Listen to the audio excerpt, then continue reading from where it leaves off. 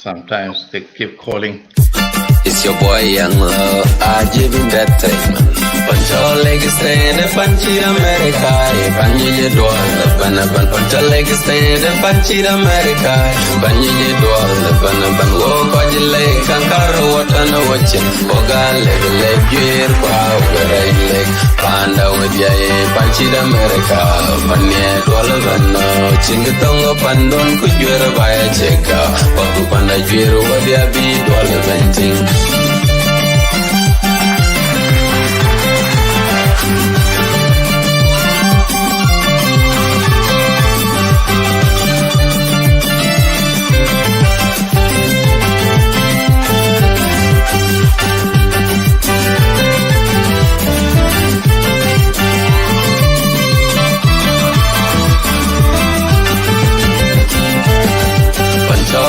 Stand Panchi America, Panji Dwal, Pancha leg stand Panchi America, Panji Dwal, walk on the lake, Kankara, what on a watching, Oga leg, gear, power, leg, Panda with Yay, Panchi America, Panya Dwal, Chingatongo Pandon, Kujera by a check.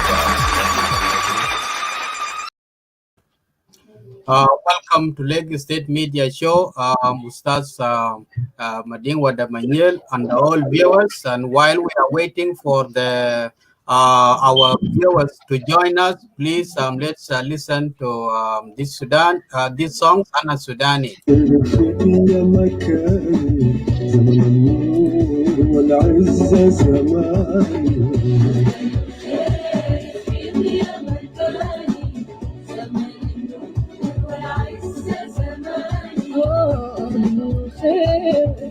يا مكان زمن النور العز زماني يا مكان زمن النور والعز زماني جبودي جباه معايا جباه معايا جباه معايا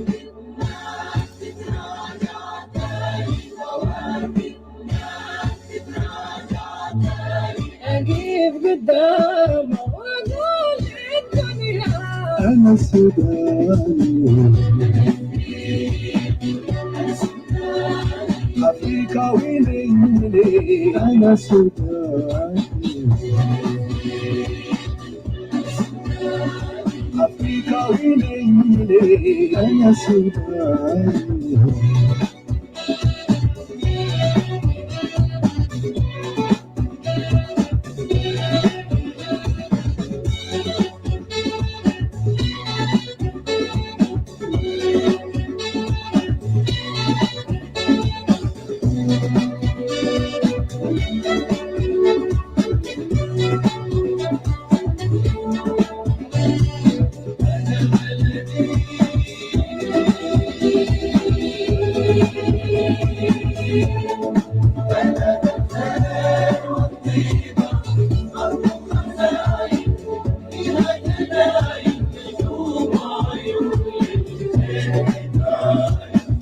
أرض خزائن فيها جنان نجوم عيون للخير بتعاين بدوي ما بكذب أبدا دايما دايم بدوي ما بغي أبدا دايما دايم قمر جديد وما بغي أبدا دايما دايم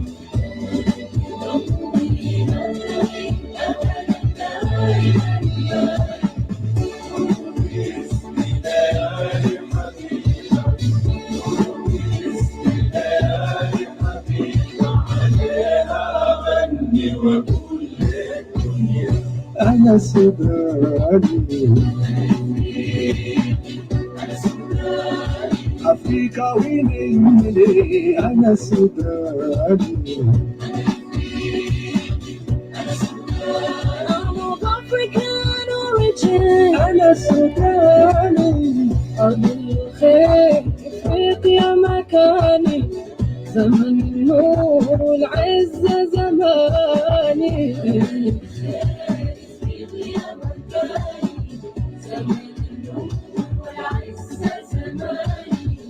Africans were born the land of bounties. Come out to life, you bound to glory.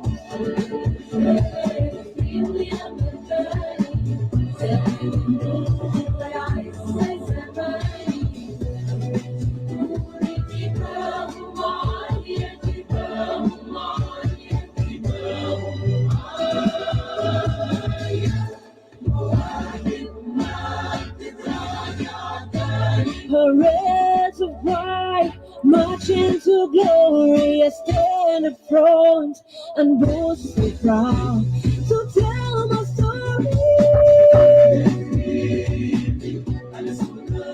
I'm of African origin. Sudan is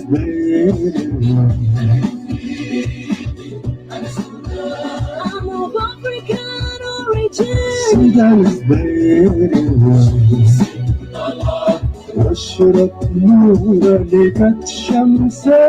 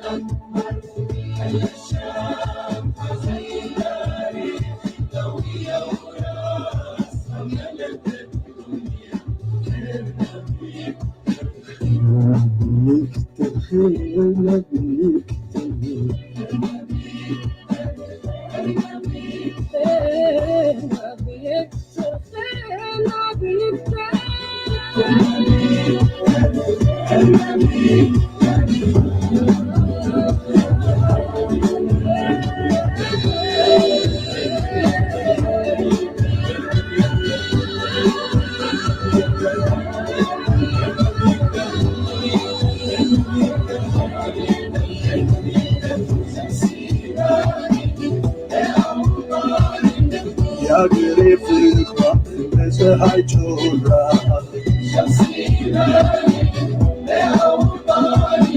يا قريب الخط مسحي جورا أنا سوداني أنا إفريقي أنا سوداني أنا إفريقي أنا سوداني Only the African and land of boundaries come out tonight, hating for glory. Some of our fathers exalted and lofty. I stand up front and shout it loud. Tell my story, oh yeah, yeah. I'm of African origin, I Sudanese berry. My sun itself is shone so high. So bright and clear, beaming mighty and greater light. Through independence and over London, oh yeah, I'm African, I Sudanese berry.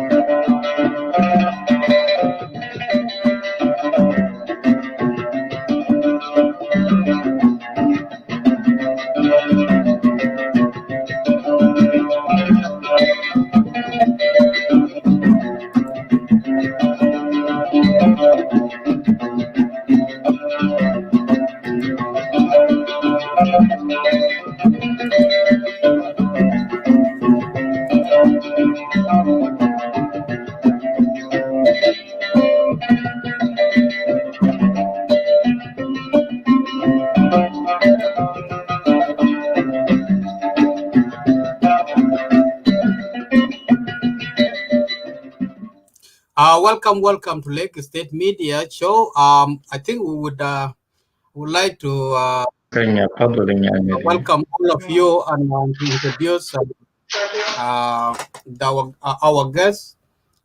First and foremost, would like to just pay tribute to my niece, that whom we have just lost 3 days ago. And I hope may Almighty God rest her soul in His right hand and comfort us as a family. So this show, we still continue doing our normal shows and programs of life. As we stated, and it's written down, and it's something that has been advertised, that we are going to make a general analytic on the relationship and the interests between the two countries, and will be expanded to the wider East African. We have on board Ustaz Mading Wada Manyel, who will give us some presentation about the interests of Egypt in South Sudan and in Sudan and in other countries who are sharing the Nile River with us. Ustaz Mading Wada Manyel, welcome Lake State Media again. Nice to see you. Hello, yeah. Thank you, Isaac Tiang. Thank you, Lake State Media, for giving me this opportunity, for having me and hosting me today here in Australia. As you might heard, my name is Mading Wada Manyel. I'm from South Sudan. South Sudanese living in Sydney, Australia. Also, Brother Isaac Tiang, accept my sincere condolences for your loss, and also to the loss of people from our Greater Lake communities, which are really disturbing the amount of the people we lost in this week. Also, my condolences to those families, and also condolences to everybody who lost his or his loved one. Also, I would like to congratulate you, everyone, about the Merry Christmas and Happy New Year. I may not be there to say it to you, but it's a great opportunity also to say to our viewers and followers that Merry Christmas and Happy New Year in advance. As Isaac has mentioned, I'm going to talk today about the relation between Egypt and South Sudan and Ethiopia, particularly. This I just divided into two sections. The first, I will talk about the historical relation between Egypt and Sudan and the region. That's the most important. We have to understand exactly the nature of the relation, which is off and on from time to time, and also, Yeah, you need to adjust your light. I think you can't see your correctly. Is it? Yeah, maybe. Can you give me 1 minute? Yeah, I don't know why it's look dark where I'm sitting now. Although there's a light. There's a light there. It's not showing at all. Oh, really? Yeah. Yeah, I think I will change the position. The position where I'm sitting. All right. Maybe then. more correct here.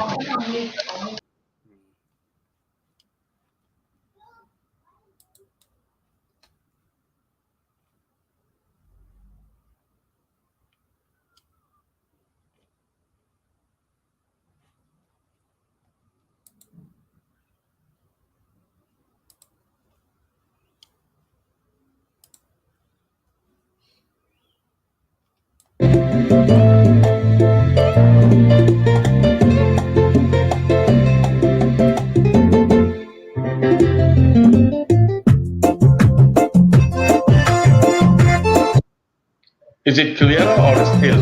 It's still. Okay, I have to change the area. Okay. Yeah, area. Turn around. Face the light. Yeah, okay. The thing is, I have to check.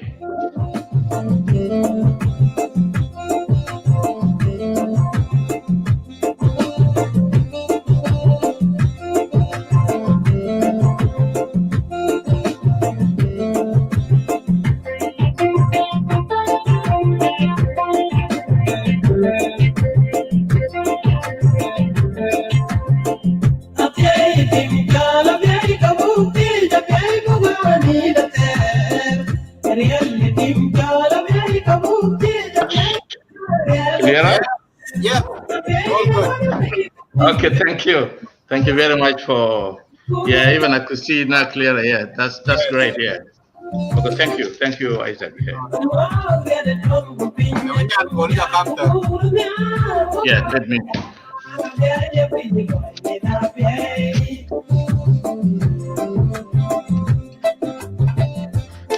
Okay.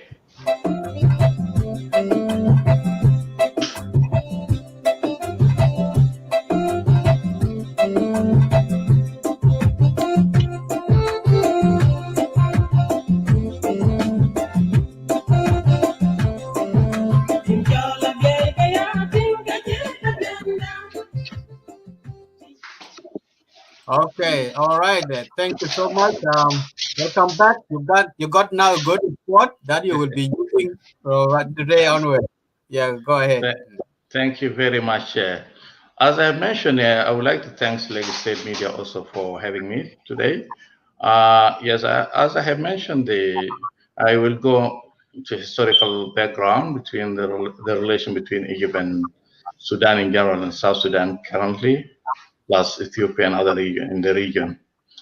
As divided into two, we have to understand the historical background between this relation, because Egypt for the last thousand of years or centuries, Egypt used to try to maintain the relation between her and southern neighbors, particularly Sudan in general, which is now divided after secession of South Sudan into Sudan and South Sudan Republic. The first thing, this relation started during the pharaohs, especially from the 18 to 21 dynasty, which is the time of one of the pharaohs, the great pharaohs of Tutankhamun, and after that Ramses came and other pharaohs, which are from that dynasty of 18 to 21. And in fact, this dynasty was based on, they called them black pharaohs, which were really people from Kush. They ruled Egypt, and they took over from the predecessor, who were the pharaohs from what they call Hyksos, which came from Central Asia, and they were chased away by the pharaohs, the black pharaohs from the southern neighbor, which was Kush kingdom. That relation was there, and one of the important things which I would like to narrate here or to mention in regard to this relation and how the importance of Nile River to Egyptian people. One of the great Greek historian, Herodotus he visited Egypt, and one of the main things he had witnessed was how Egyptians were excited when the Nile River became on the peak during the flooding. That means that the crop and the agriculture and farming will be flourishing, and that's the Egypt civilization and economic is revolved around the Nile River, then the Nile River water. And almost 90% of population of Egypt live along the Nile River. That shows really how the Nile River is very important to Egypt. Is the issue of life and death for Egyptian. And Herodotus made a very remarkable, until today, Egyptian, they used to say this word, that Egypt is a gift of Nile. Without Nile, there is nothing called Egypt, particularly. That's the thing. And that was the first encounter between relation between Egypt and South Sudan. I mean, in Sudan in general, or the southern neighbors, which is including Sudan and Ethiopia. The second phase was the invasion of Muhammad Ali Pasha to Sudan in 1821. Sorry, before that, it was the Islamic move to conquer Sudan under Abdallah ibn Abu Sarh through Egypt, and the damage of the Nubian kingdoms which were existing by that time, Al-Maqarra, which is Soba and other, Nubatia and Marawi. They were kingdom of Sudan. they were demolished by the Arab invaders from the north, which was from Egypt, and they installed a new system of that was the beginning of Arabization of Sudan.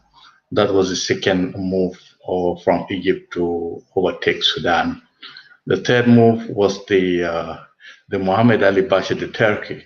The Turkish, in fact, Muhammad Ali Pasha was the ruler of Egypt on behalf of Turkish and Ottoman, which we call them Ottoman Empire.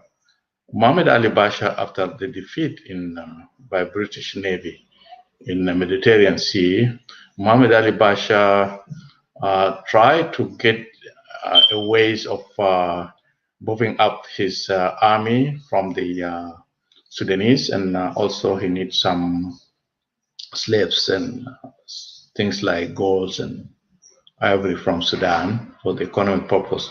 But the real purpose was the Egypt start to build up some small dams in northern Egypt, which is the area called Delta, for agriculture, and this agriculture may need water, and the source of water is the Nile. And the Nile, for Egyptians that time, before the discovery of the source of the Nile, they thought the Nile just come from Sudan, and it is important for them to conquer Sudan and to dominate, to rule Sudan. During that time, the first attempt was made by Muhammad Ali Pasha predecessor, his son Khirewi Ismail, who sent an expedition led by Samuel Baker. And this Samuel Baker was a British man. He moved from 1873 to from 69 to 1873, in which that he tried to explore the Nile River until he reached somewhere in Asholi area in northern Uganda. And we know in the history of South Sudan how Samuel Baker was very important in the relation between Sudan and Egypt and North Sudan, which is where the Khartoum is today. That was an attempt, and the reason for all this, Egypt was looking for the source of Nile to control the Nile, because there was a race also from other countries to control the Nile River, the scene which are like France and Belgium.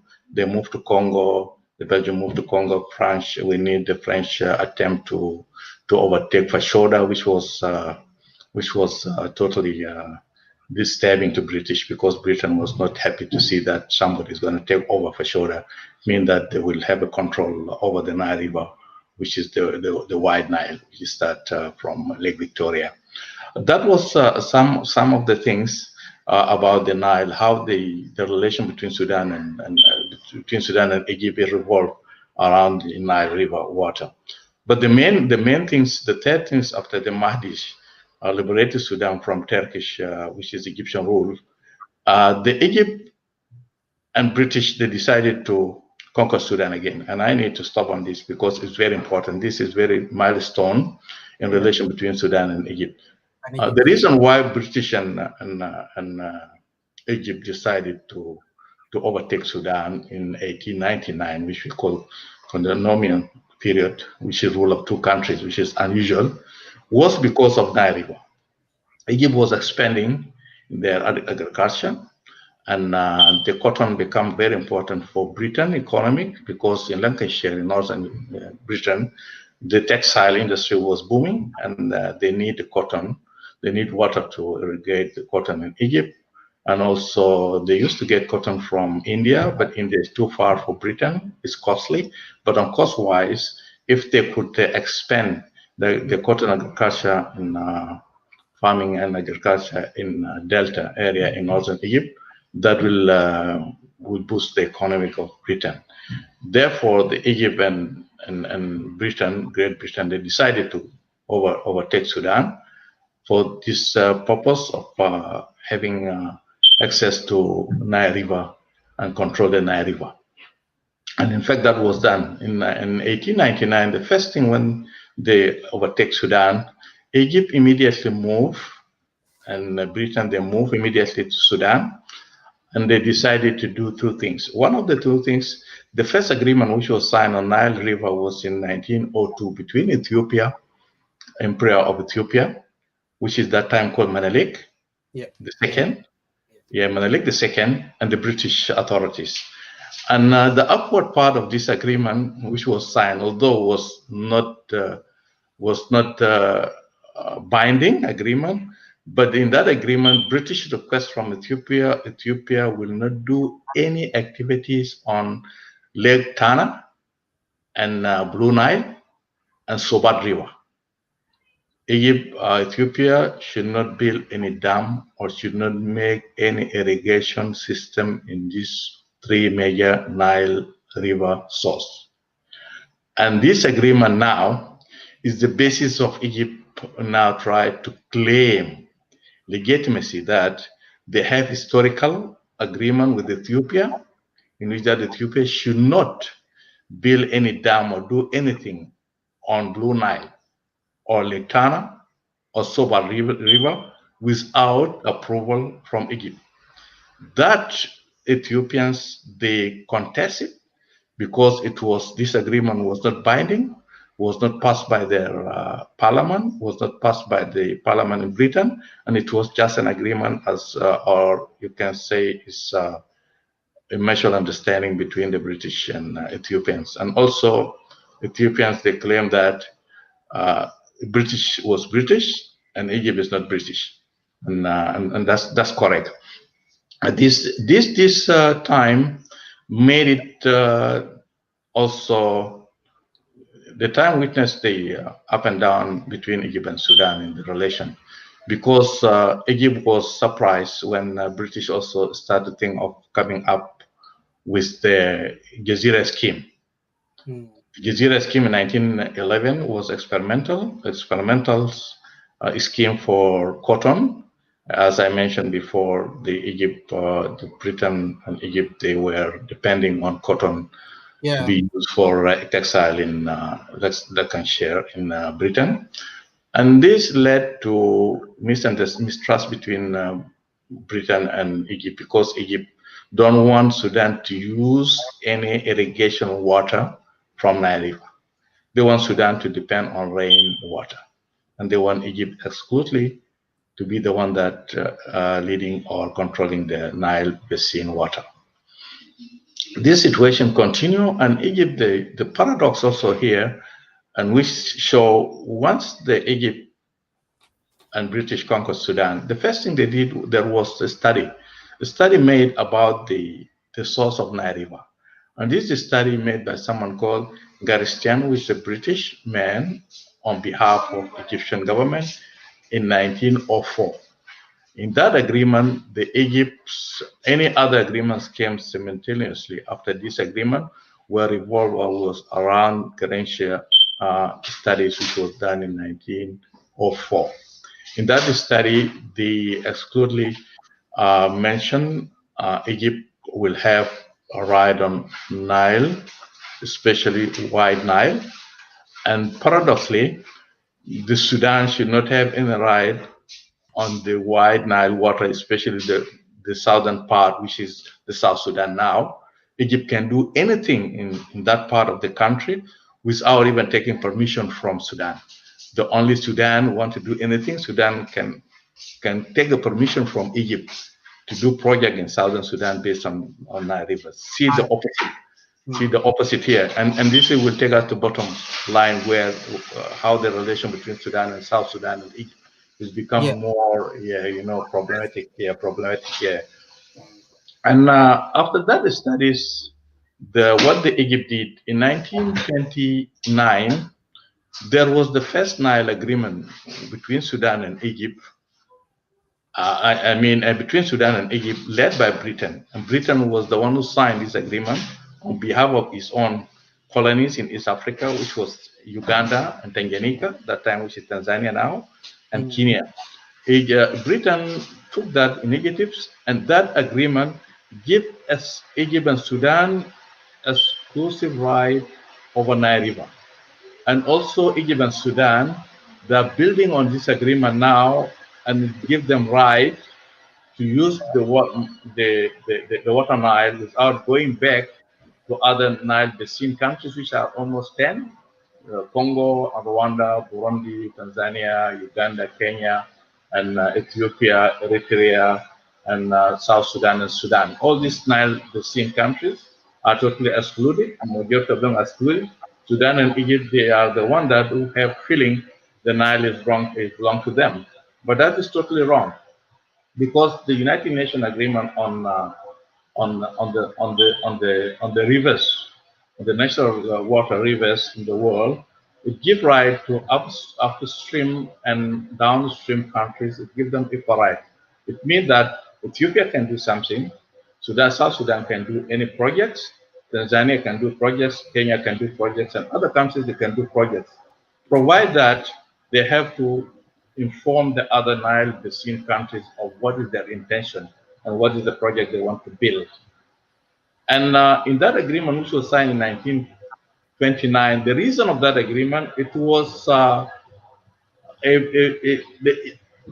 the British want to please Egyptian after 1924 revolution in Sudan, the white flag revolution led by Ali Abdal Latif and Abdel Fadil al-Amal, who are descendant of South Sudanese by descendant. Their fathers and mothers are from South Sudan, and they were in British Egyptian army. And those two generals, they led the revolution to topple the Egyptian British rule.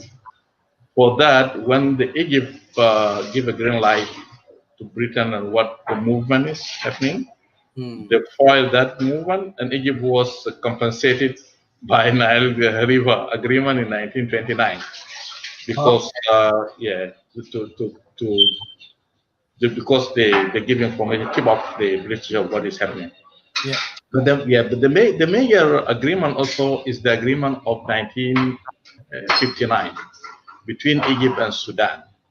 In that agreement, it was been mentioned Egypt will have a say on Nile River, and Egypt also will have a big chunk in Nile River, which is share the show, guys. You don't need to request me. Just share the show, and I pinned down the link. If you would like to join us and join the debate, or you have something to add in, or you need something to remove, you are highly welcome. Thank you. Sorry, go ahead. Yeah. In that agreement in 1959 was the milestone also in the relation between Egypt and Sudan and the other Nile Basin countries. In that agreement, the Egypt gave herself the lion's share of the Nile River, 55.5 billion cubic meter, and Sudan was given 18.5 billion cubic meter of water. The rest of the Nile River, they were not mentioned. Some of those countries, they request to be part of this agreement, they were brushed aside. Egypt refused and Sudan refused, and exclusively they signed this agreement, and they start to benefit from this river Nile water. At the same time, the paradox of this agreement also, Ethiopia was very moved. Ethiopia was moved and was angry, very, very angry. And one thing, dramatic things happened after the signing of the Nile River in 1959, and Ethiopia was excluded. In February, immediately in the same year, because the agreement was signed in January, in February in the same year, after 3 weeks only of agreement being signed, Ethiopia pulled out from Orthodox Church, which was the Pope of Orthodox Church used to be in Alexandria in Egypt. Ethiopia was very angry, pulled back everything, and they returned their bishops and their priests, and they start their own church. That was the split within Orthodox Church because of Nile water agreement. That's a very, very important point also need to be highlighted between the relation between Egypt and Ethiopia, and which is continuing until today, dragging on until today, and we could see how things are going towards the tension between two countries. And the agreement also give the as I mentioned before, the South Sudan was the Nile River in White Nile in South Sudan. The Egypt was given a right there to do whatever they want to do. Egypt tried to come up with some projects in Nile Sudan, in South Sudan. Those of projects were, one of them was Jonglei Canal, and this is very vital things for the South Sudanese. It was the agreement. In fact, there was a study of 5 canal in South Sudan, how Egypt will benefit from. One was the Bahr al-Ghazal canal that should be done, which provide 7 billion cubic water extra to Egypt. And the other one was the Sobat canal, which should also provide another 7% billions cubic of water. And the Jonglei canal, which was initiated in 1997, 87, sorry, and was stopped by the SPLA during the war, that also would have provided 4 billion cubic water to Egypt. And the other one was the Mushra projects, Mushra Chol projects canal, that should provide another between 3 to 4 billion cubic of water. This total come around total 20 billion cubic of water extra to Egypt, in which that Egypt is currently receiving from Wide Nile around 21 billion cubic of water a year. If you got another 20 billion cubic of water from these proposed canals, the Egypt will get from Wide Nile 41 billion cubic of water. Although the around 83% of the water that Egypt is getting now is from Blue Nile. That's why Egypt is really very disturbed with the great dam of Ethiopia, which Ethiopia is proposing here. The Egypt is not happy because Egypt is getting 83% of Nile water from Blue Nile, and the rest from the Wide Nile. Paradoxically, the Bahr Jebel is contributing very little. The Sobat is the one that contributing much to Wide Nile river water. And this made things really very socky between these two countries, Egypt and Sudan.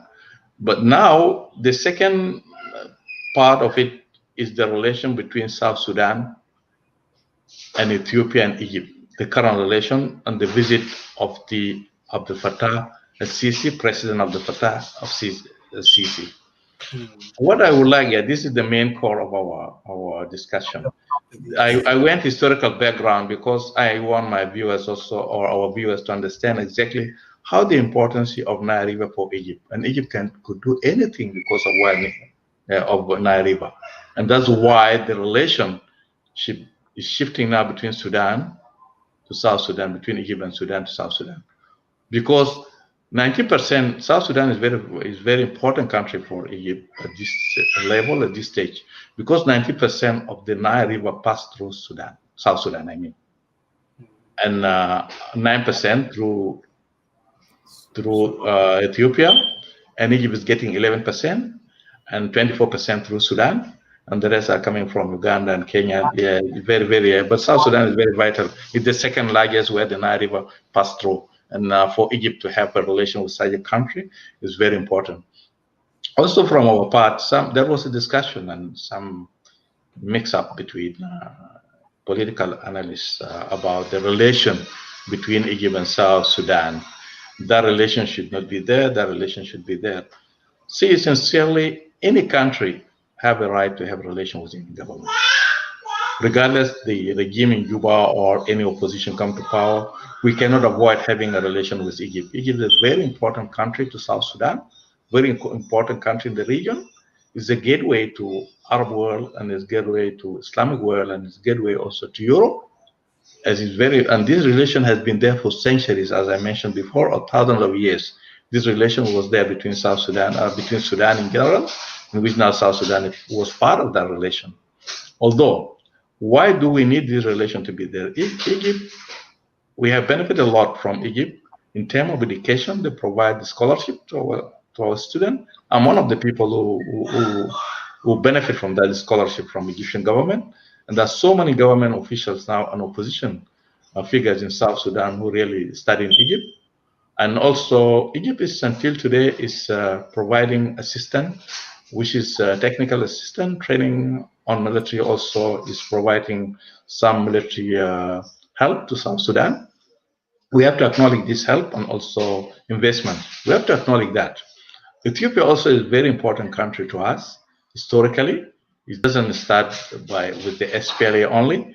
The relationship between South Sudan and Ethiopia could be traced back to the time of Menelik, and when the South Sudan stand with Egypt against the Italian war, and South Sudanese, they contribute a lot of cows to support the Ethiopian army in that time, and also the expedition, which was the French expedition, which came through Somalia to Ethiopia, and they won permission from Ethiopia to go to Fashoda.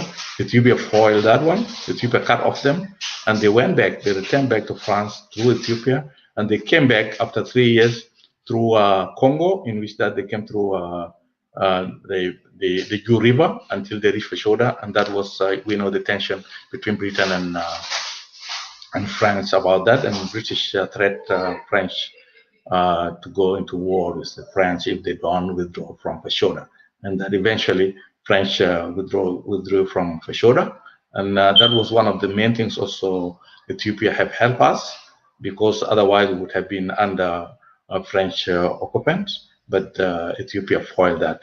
Also, the Addis Ababa agreement, which was signed between Anyanya and then the Sudan government, although that agreement was sponsored by African Church of Council of Churches, but Ethiopia was very vital. They play a role. Emperor Haile Selassie was the main person behind this agreement, and we know the peace which was signed for the 10 years, how did we benefit from it as South Sudanese, and also the unlimited support which was extended by Ethiopia to our liberation movement, which is SPLA and SPLM. No one can deny that, and that relationship is there. Therefore, Ethiopia is also historically is our ally and our friend. The same thing also historically, Egypt do have a good relation with Sudan and South Sudan, and we want to emphasize on that. These both countries are very important and very strategic to our relation, our foreign relation. But the most important thing is our interest and what is happening in the region. Now, if we go back to why Egypt is very serious about relation with South Sudan, particularly this time, we have seen, as I mentioned before, the Nile projects in which that the Egypt is willing to benefit from water in South Sudan. There's another element, and Egyptian, they have done a lot of studies about it, and if these studies is successful, that would be a very breakthrough for Egyptian regional relation, and also will boost economic of Egypt, and how we will benefit from it as South Sudan. Is the project of Congo River. This Congo River is one of the main important rivers in Africa, in the world. And the Congo River, in fact, many people don't know this river have more water than Nile River. It is the water value is 19 times what we got in Nile River, and all this is going to Atlantic Ocean.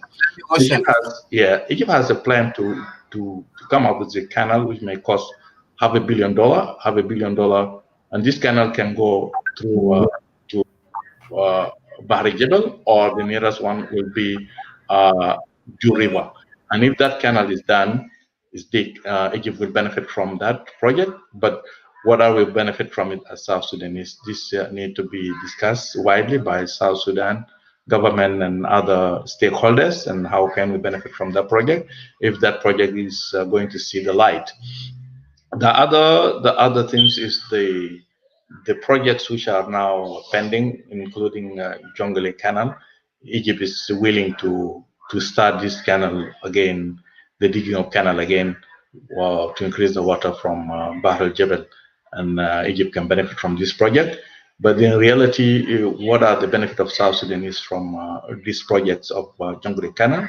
This need to be studied, although the United Nations has declared the said area as international water, the biggest swamp water area in the world, which contributed a lot on environmental issues and also providing water in rain in northern Bahr Ghazal and part of Western Africa, which the digging of that canal also may affect us, may create a drought in some other areas, although there are a lot of debate going on, and Egypt now is pushing for that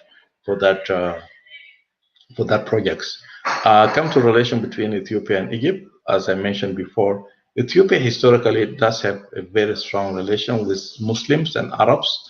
And one of the main events which took place was the death of Prophet Muhammad, Rasul Muhammad of Islam, in which that Abraha, which was the commander of Ethiopian forces in Yemen, because during Aksum Kingdom, the Yemen was under Ethiopian rules, and the Muslims said Ethiopians, they were about to invade Mecca and to force them to convert to Christianity, but some drastic things happened, and that's Islamic things, which historians, they have a different view. But Muhammad was born in that year when Abraha tried to conquer Mecca, and Egypt, the Arabs and Muslims, they mention that in their beliefs.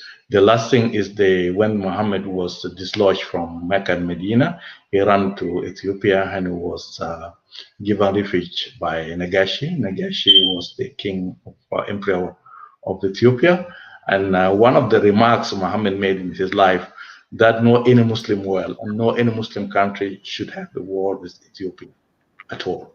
Because of Ethiopia, the Islam exists today.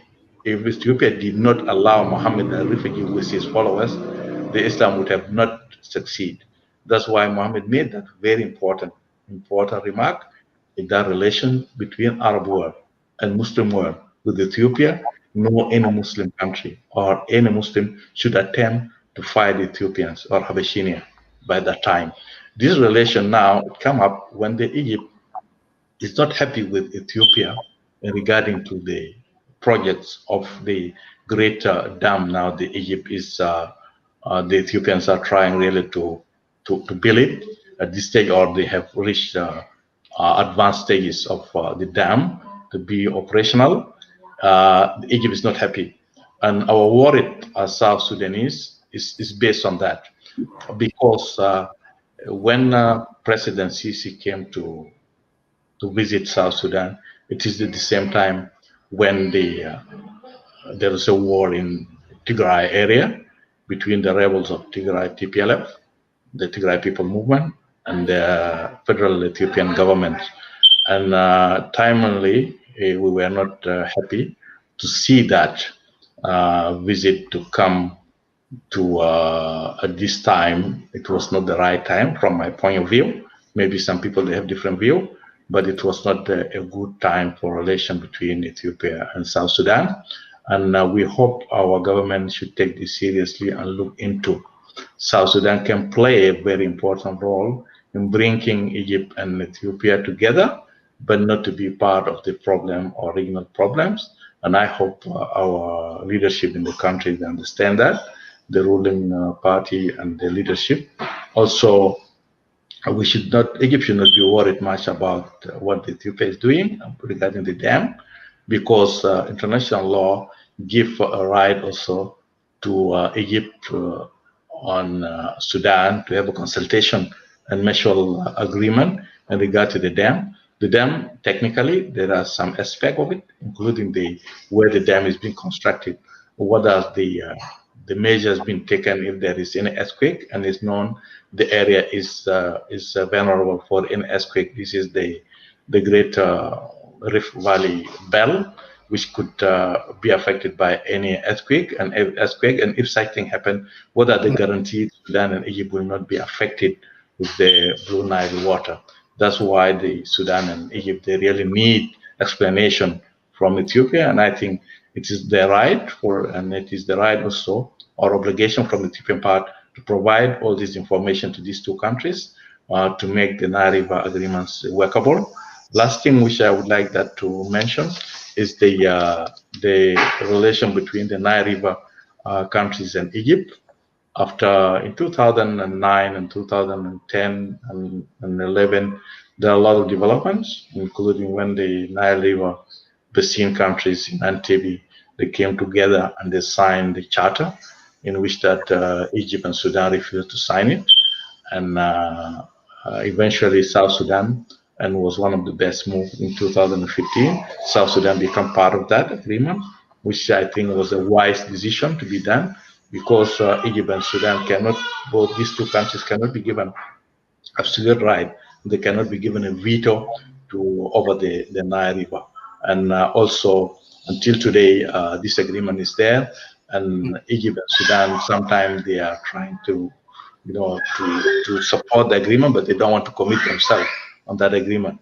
But it's good now. The Nile Basin countries, they have understanding, and there are a lot of work going on, and there are a lot of projects going on. And some of these countries now, they start their own project without going back to Egypt, which is unusual, and Egypt is really fearing. The most important thing here we need to understand is the importance of Nile River for Egyptian economy and for the Egypt as a country, existence of Egypt as a country. It's a matter of life and death. And therefore, I will leave the floor for the discussion, and some people have some question. But I hope I have highlighted the importance points in the relation and why the relation becomes rocky from time to time, and why it's become up and down from time to time, and what's our role as South Sudanese, and what's our interest as a nation in regard to this relation. Thank you for Isaac Tieng. Thank you to the viewers, and I will be listening to you, and I will be ready to answer any question if anything arises. Thank you very much. Thank you so much, Ustaz Madin Wadamaniel, for the presentation that you just give us a general knowledge about the interest of Egypt, and you went far back to the agreement signed along the river Nile, sharing of water, and some planning. Our worry, I will start with the current situation of Egypt and Ethiopia. There's a noise background. Let me say this. Okay, there is the current relationship between Egypt and Ethiopia is deteriorating regarding the building of the dam, as you have mentioned it, and Egypt is got about few interests that I have marked. Number one, it has a plan B of building creating a connection between the river Congo to Nahr al-Jur, which will flow the water to them, which means he has to dig the canal. That's the first interest. The second one, if Egypt go to war with the Ethiopia, will Egypt use South Sudan to stand with? These are the separate two questions I need to answer. Yes, yes. As I mentioned before, give me 1 second.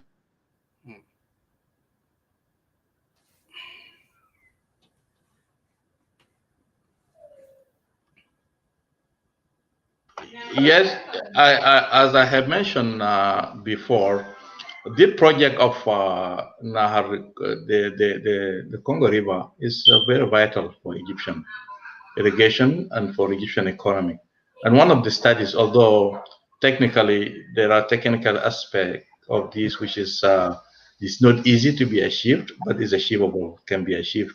And if it is achieved, that will increase the flow of water to Egypt. But what will be our position at South Sudan? Can we use part of this water in irrigation? Can we start to use them for our own benefit also? And if this water become over flooding our lowland, what will we do as South Sudan to avoid that? And what are the guarantees that the increase of water on Ju River or Bahari Jebel may not affect lowland areas in South Sudan? This need also, we need our expertise and technicians to look into this matter. If this come up in future, need to be studied, and we need to have also to protect our environment and to protect our land, and that's a very important thing. In regard to escalation between Egypt and Ethiopia and possibility of a war, a civil war, or breaking a war between these two countries is possible. It's possible, but is avoidable. And South Sudan could play a very important role in this. If Egypt use our land, that we will involve directly in that, and Ethiopia will have a right to retaliate, and South Sudan could be one of the areas or the battlefield, because the nearest target of Egyptian army will be in South Sudan, and that will affect our towns and our cities and our country, and may even incur loss of lives and economics and some also properties and everything. And therefore, it's wise from our leadership to avoid South Sudan to involve in the regional conflicts. But South Sudan can play a role to diffuse any tension between Egypt and Ethiopia by urging them to sit down on the table. And also there are some initiatives which are there from African countries, which is African Union, and also from United Nations, and also from United States of America.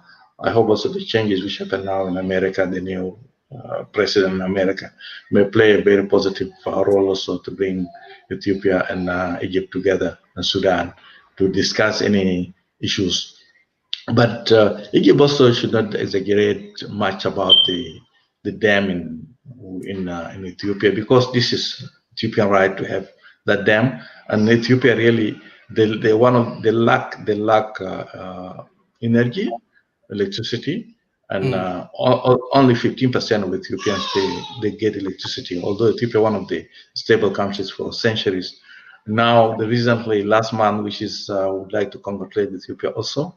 The big breakthrough is the running of electric train between Djibouti and Ethiopia, which is now cutting the transport of goods from Djibouti to Ethiopia from 4 days to 7 hours a day, which is a great achievement. And I think if Ethiopia also work hard to develop these energy plants, they will have more electricity and will help the area.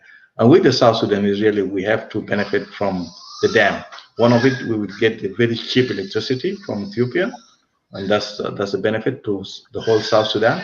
Second thing, also the lake which will build itself behind the dam. This lake can be used for other purposes. This lake also have a good aspect which may create environmental benefit to us, that can increase the water in some part of South Sudan and Sudan and some part of Africa, which is another good example of the benefit between us. But any war between Egypt and Ethiopia, either they use our land or they don't use our land, is not good for stability, the regional stability and development Horn of Africa and the Nile Basin countries also. And I think we will work, South Sudan and other countries should work very hard to see that the Egypt rights are preserved, and also Ethiopian rights are preserved, and any other country's rights are preserved. And the Nile River Agreement needs rectification from all the countries, and to see that everyone should enjoy equal benefit from the Nile River, from the countries from downstream to countries on the upstream of the Nile River. Yeah. That's right. As picking up from what you have said, that everybody has a right to get an equal share. In the last agreement of the River Nile being shared between Rwanda, Uganda, Sudan, by then Ethiopia and Egypt. By that time, Sudan was one country. Now we split into two. We have South Sudan, and South Sudan has a right to build a dam. Is there an amendment that the agreement signed can be amended and redivided again? Because the that's a very important question. The one thing which I really forgot to mention, but now with this question I will mention it also, and I need our viewers, South Sudanese viewers, to understand this very well. That in 1959, when they signed the agreement between Sudan and Egypt regarding the Nile River, in which that Sudan was given 18.5 billion cubic water of Nile River. The Egypts, because they were coming up with new scheme in Delta and projects in Delta, and Egyptian agriculturalists, they need more water. The request from Sudan to give them 1.7 billion cubic water as to lend them this water for time being, for 1 year, and then they will return this water back to us. That water has not been returned to Sudan until now, which was billions of dollars. It means that we have a share in that after the division of the country into two. This 1.7 billion cubic water. We have a right on this. And we should not think that Egypt is giving us a scholarship and giving us other facilities free of charge. No, because Egypt is using our water and they have to pay back.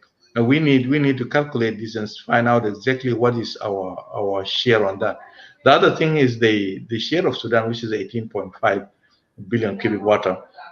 Now this need to be discussed between Sudan and South Sudan government. What will be our shares?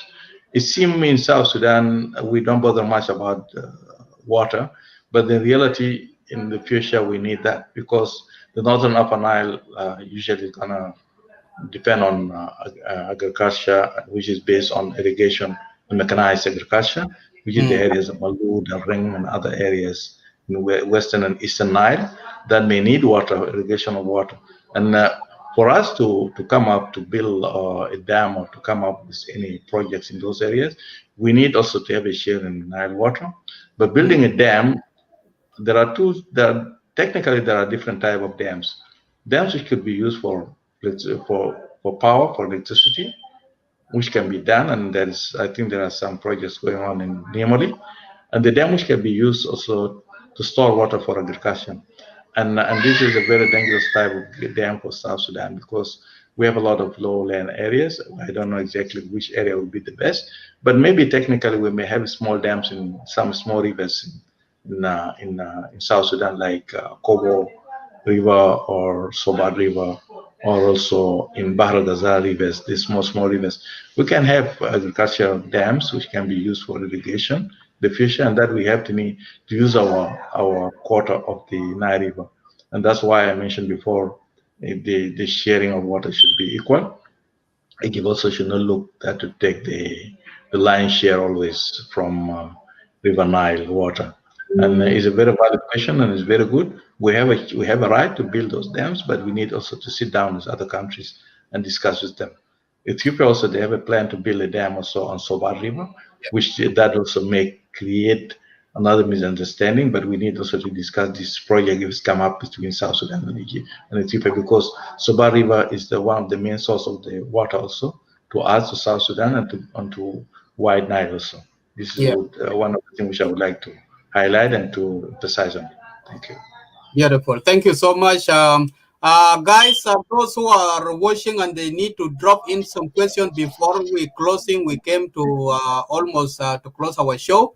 You can type in your questions, or if you need to come in personally, the link is pinned down. You can join us, or otherwise you can just send in your questions and will be displayed, and Ustaz is ready to answer them. My last question is, what is the benefit if Ethiopia build the dams? The benefit for the South Sudanese, something coming out from it, for example, rain, the vibration of the water in the dam. Will it affect us or disaffect the country? Technically, there is nothing going to affect us much from the building of that dam in Ethiopia, because the Blue Nile is not passing through South Sudan at all. Blue Nile passes through Sudan, which is the areas of Blue Nile state in Sudan, which is Kurmuk and Gizan and those areas. The Blue Nile passed there. The Blue Nile is not passing through South Sudan. Therefore, technically, there is nothing really going to affect us directly from the dam. But we can benefit from the dam, as I mentioned. One of the main projects which can help us to develop economically is the power. And South Sudan lack power, but that dam can provide the power to South Sudan, which we really need, a very cheap electricity, which we really in need of it. That will benefit us. Plus, also we may benefit from the water from the dam, which can create a lake, and that lake also can contribute in raining or improve of the rain in some part of northern Upper Nile and some part of northern Bahr el Ghazal, and could even some western Sudan and other part of Sudan, and which is also the benefit from the from it. And also, the region benefit from it eventually, because any development in Ethiopia may help South Sudan, because a developed Ethiopia is good for South Sudan also, for stability in South Sudan. Okay, Jibril Kwano is asking, do the government of South Sudan agree for Egypt to renew the Jonglei Canal project? Okay, thank you very much. Yeah, it's a very tricky question, which I really don't have an answer. But one of the main objectives of Egypt towards South Sudan is to completion of Jonglei Canal. Jonglei Canal is very vital for Egypt, because it will increase the water Nile by another 4 billion cubic water, and which Egypt can benefit from it. And also, Egypt has lost a lot of money when this project was stopped by the SPLA. And one of the things, also one of the biggest machine used for digging the canal in the world was destroying Jonglei Canal, which was millions of dollars, in which that French, the machine was belonged to French government, French company, and the French took Sudan government to international court, and I think it was settled. French was paid, I think, around $89 million as a compensation for this machine. The machine was used in Pakistan for digging up a canal in Pakistan, and was shifted to South Sudan for Jonglei Canal, but was destroyed by when the SPLA took over, or dislodged the Sudan army and the workers from the Jonglei Canal site, and that machine is rotted because of there was no any maintenance for the machine. A machine cannot work anymore. That is one of the things also happen in that area. But it's a valid question. But I think South Sudan government should not take any step of Jonglei Canal without going back to the people of South Sudan, especially the people in those areas who are going to be affected from Jonglei Canal. And Jonglei Canal is a national project which cannot be decided by anyone in Juba alone or any government here. This is a national thing, and need parliaments to involve, need other stakeholders to involve, need the communities around those areas to involve, to see what are the benefit from it. And we need studies, not the Egyptian studies or the studies which are done in 1904 by somebody which I mentioned before, Garician. That study was not for the favor of Sudan and South Sudan, but the favor of Egypt. We need our own studies as South Sudanese from our own expertise to see that what are the benefit from the from this Jonglei Canal. And I think Lady Dr. John has a lot of studies about Jonglei Canal, and people of South Sudan can benefit from it. And I think it was one of his thesis in his PhD in the United States. And I think South Sudan can revisit that, and we can benefit from it. We have some expertise who are really specialized in those areas, who are South Sudanese, and also we can hire some houses, international houses, which can, and the technical expertise all over the world. We can hire them, and they can do studies on our behalf. We don't have enough cadre to do that, and we should have our own stand, not the stand of Egypt. That's the most important thing. But build a completion of Jonglei Canal is something very tricky. May benefit us or may not benefit us. Need to be studied thoroughly, and we need South Sudanese to have a stand, and we should not give this water to Egypt free of charge without anything. We need to know exactly what's the benefit of South Sudan from this canal if it's been completed or been built. Thanks. Thank you so much, Ustaz Madi, for the analysis, and I really appreciate your presentation on the River Nile and the relationship of Egypt and neighboring countries. I would like to say thank you all our viewers and those who have been listening, and those who participating, giving us their questions. We have come to an end of the show because I have to go out now. I'm going to the morning site where we are gathering for the prayers of to comfort the loved one, those who lost their loved one. So the show will end here, and I wish to see you again with another topic with a very good presentation like what you have done today. I'm sorry, it's the wrong time for me. I'm not feeling well, but I did manage to come and stay in this show with you. And we will end up from this part. Just come to make your conclusion and your last remark to our viewers, and then we end up here. Thank you very much, Isaac Tiang, and thanks also to Lake State Media for having me, and also to our viewers. I hope I have covered a lot of things in relation between Egypt and South Sudan. It was between Sudan and Egypt before secession of South Sudan. And I wish South Sudanese viewers and all over the world to keep an eye on this relation, because it's very important to our country, and also could be problematic to our country also in regard to other aspect of it, which is including the relation with Ethiopia, that need also to be addressed. With we put our national interest first, and having a relation with any country, nothing wrong with it. The other thing also, thank you, Isaac, and thanks for coming, although you are mourning for your loss, and also all our thought and our prayers are with you and the family of the young girl which has been lost 2 or 3 days ago. My thanks to everyone, and thanks to Lake State Media. And I will see you anytime. Thank you very much. Thank you so much, Ustaz. Have a good day, and have good morning, good evening, wherever you are tuning in. Our viewers, our show has ended here. God bless you all. Thank you. It's your boy Young Ajib Entertainment. Pancho Lake State, Panchi America, Panji Dwal, Banaban, Pancho Lake State, Panchi America, Panji Dwal, Banaban, Wokaji Lake, Kankaro, Watana watching, Oga Lake, Gear, Power, Lake, Panda with Yay, Panchi America, Pania Dwalabano, Chingatonga Pandon, could you ever buy a check? Papu Panda Gear, what they be Dwalaventing.